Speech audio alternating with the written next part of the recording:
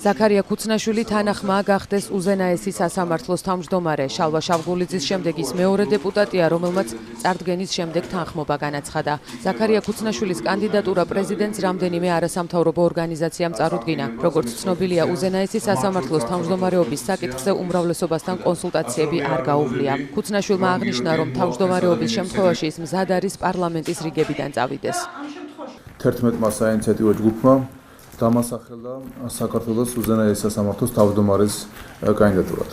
შესაბამისად, მე დღეს მინდა ოფიციალურად განვაცხადო, რომ მე ამ წარდგინებას ვიღებ და ვერთები ამ პროცესში.